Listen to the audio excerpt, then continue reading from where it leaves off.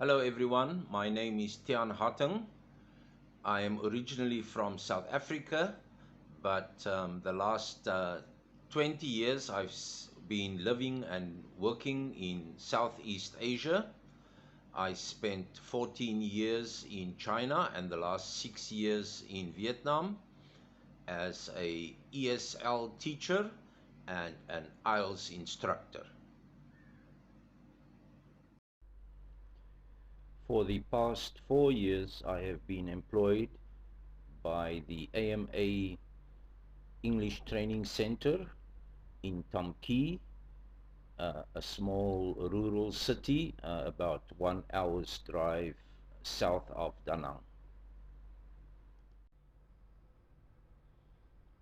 I am the author of 3 IELTS textbooks, um, an English-Chinese glossary containing 12,000 words according to the IELTS topics, um, a book about speaking, part 1, 2, and 3, and a book about writing, task 2. In this video, we are going to focus on a topic from the speaking book, and we will be dealing with part 2. Let's look at topic 51, a child you know. The topic card reads as follows: talk about a child you know. You should say, what is his or her name? How old is she or he? What are his or her hobbies? And why would you like to talk about this child?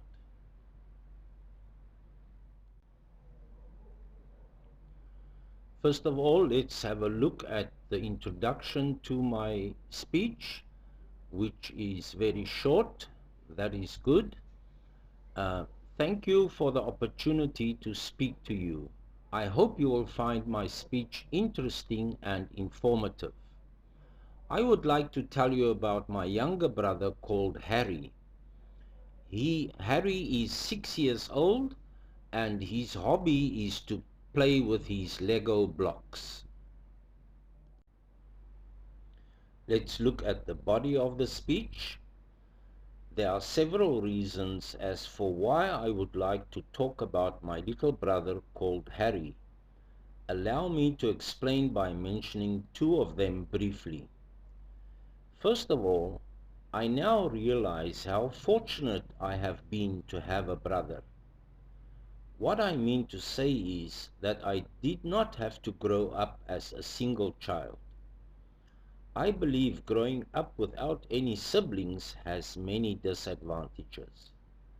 Secondly, the fact that I had a brother and not a sister had given me a definite advantage in life. What I mean is that I had the opportunity to spend my childhood living with a boy in the same house. I am therefore now familiar with the interests boys have and how they think and feel about a wide variety of subjects that we encounter in life.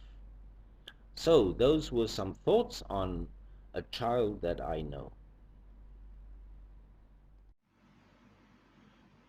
The next step is we will have a look at some vocab from the main body of the speech um, that I have highlighted in the text. In the speech we have the word fortunate, which means lucky. It's an adjective. Example, I was fortunate or I was lucky to have such loving parents. It comes from the noun fortune, which means a large amount of money or valuables. For example, this handbag cost me a fortune. Now, there is an interesting phrase in English with the same meaning, an arm and a leg. So you could say, this handbag cost me an arm and a leg. It means it was very expensive. It cost me a fortune, or an arm and a leg. He made a fortune, in other words, a lot of money on the stock market. And then we also have a ADV, an adverb. Fortunately, no shots were fired and no one was hurt. Next, let's look at the noun opportunity, a set of circumstances that makes it possible to do something. Examples: last year I had the opportunity to visit Singapore. And a synonym for opportunity is chance. So you could say, last year I had the chance to visit Singapore. There are many career opportunities in our New York headquarters. So this is the plural, opportunities. What possible opportunities are there in your company?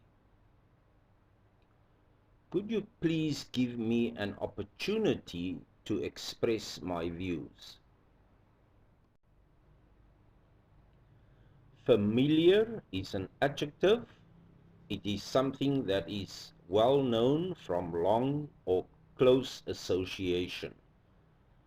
Something that you have known for a long time, or that you have been close to. Examples: are you familiar with this coffee shop? In other words, do you know this coffee shop well? He is a familiar face in the movie business. In other words, he is well known, so we could also say he is well known in the movie business. The opposite of familiar is unfamiliar. I'm not familiar with the work of this author. Or you could also say, I'm unfamiliar with the work of this author. And with that, we get to the end of our discussion of this topic in part 2. Now the examiner will move on to speaking part 3. With that, we get to the end of this video. I hope you have enjoyed it. Thank you very much for watching.